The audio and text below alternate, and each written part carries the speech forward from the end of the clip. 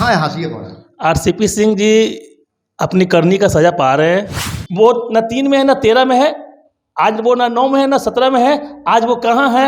अब तो भाजपा एक ऐसी पार्टी है जो इसको कमज़ोर करने के लिए इसके आसपास में जो भी ताकतें हैं उसको पहले कमज़ोर करो। नीतीश जी को अब उनकी ज़रूरत ही नहीं है कभी, ना हमारे पार्टी को उनकी ज़रूरत है। और हमारे पार्टी में एक से बढ़कर एक दिग्गज है। वो नीतीश कुमार जी के नाम से उनको मिल रहा था, नीतीश कुमार जी के कलम से मिल रहा था।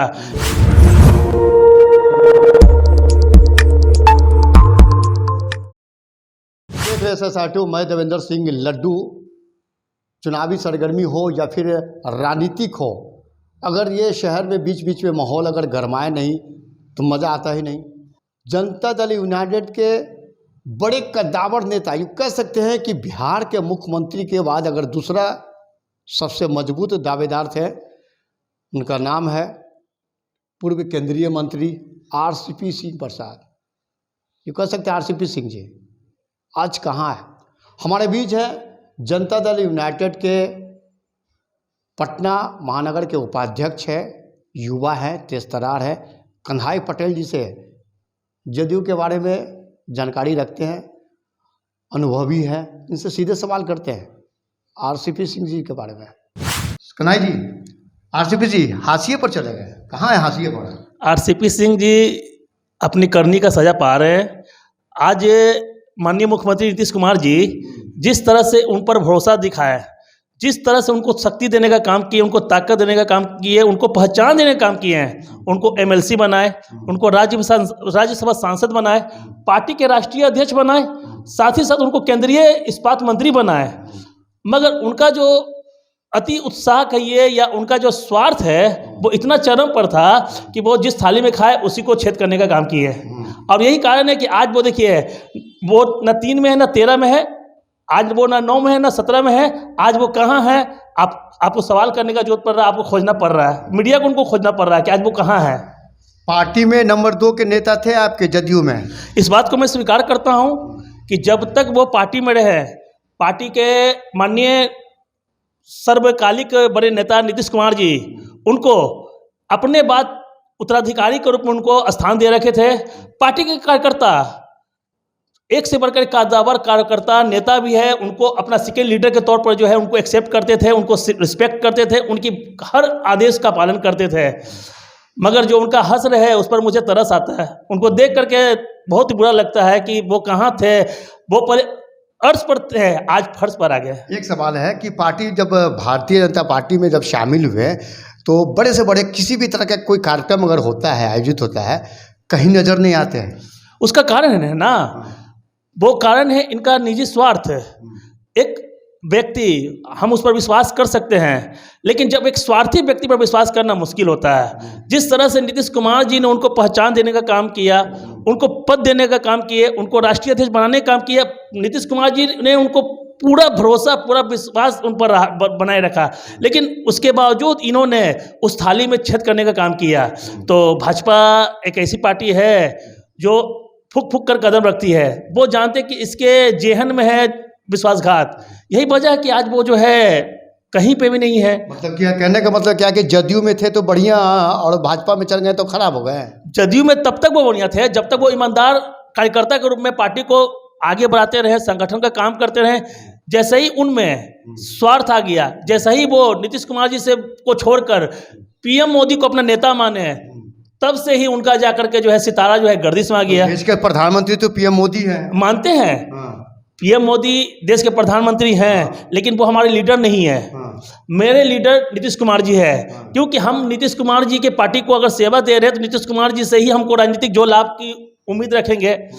तो उसी तरह से राजनीतिक जो भी लाभ है उनको नीतीश कुमार जी के नाम से उनको मिल रहा था, नीतीश कुमार जी के कलम से मिल रहा था। लेकिन आज वो जाकर के पीएम मोदी के चक्कर में आकर या उनके झांसे में आकर कर बहुत ज़्यादा के फेरे में आज वो हाशिए पर चले गए। ऐसा नहीं लगता है कि आरसीपी सिंह जी के वजह से ही नीतीश कुमार और आगे बढ़े हैं? देश दुनिया में तमाम लोग जानते हैं। बिल्कुल नहीं, नीतीश कुमार जी अपने संघर्ष के वजह से आगे बढ़े हैं। नीतीश कुमार जी का जो राजनीतिक कार्यकाल है वो उनका छात्र जीवन से रहा है।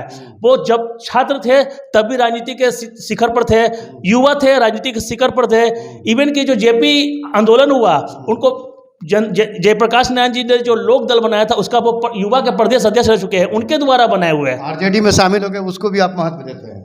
आरजेडी में कभी नीतीश कुमार जी शामिल नहीं हुए, बल्कि वो जनता दल एक पार्टी थी जिसमें जितने भी समाजवादी विचारधारा थे, जितने भी धार्मिक सेकुलर जो लोग थे, वो सब एक टीम बनकर काम करते थे। लेकिन जैसे ही लालू जी का जो चेहरा बेनकाब हुआ, वो जिस तरह से घोटाला में उनका नाम आने लगा, उन्होंने अपना एक अलग टीम बना कर समता पार्टी का गठन किया। नीतीश जी शामिल भी हो गए, जदयू का अपना गठबंधन कर लिया। आज नीतीश कुमार जी, कन्हा जी पहले बताइए, जदयू में नीतीश कुमार जी बड़े नेता हैं, बिहार के मुख्यमंत्री है और ये कह सकते हैं कि भावी प्रधानमंत्री का देख रहे हैं, ठीक है।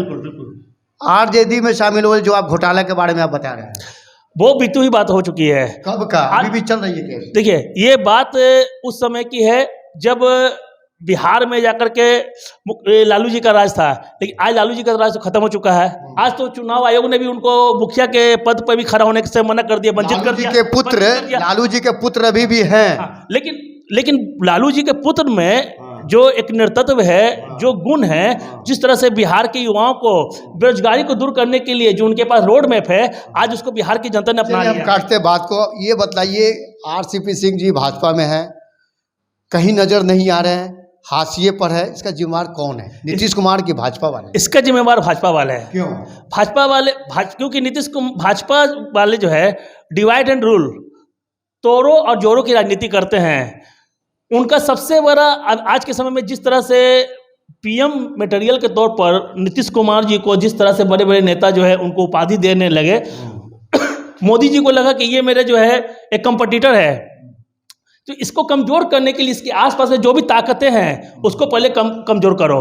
तो वो जो भी किए अपने फायदे के लिए किए हैं, लेकिन आरसीपी सिंह जी ने जो की है वो उस पर जो है हमको बहुत ज़्यादा टीका टिप्पणी नहीं करना है। बस मुझे इतना ही कहना है कि आदमी को उम्मीद रखना चाहिए, लेकिन लोभ जैसे चीज़ों का, महात्मा गांधी ने कहा है कि लोभ की पूर्ति ये संसार नहीं कर सकता है, आपकी आवश्यकता की पूर्ति कर सकता है। मतलब आपके साथ में जो जुड़े हैं वो बेहतर, जैसी पार्टी छोड़ के गए वो खराब हो गए, यही ना हुआ?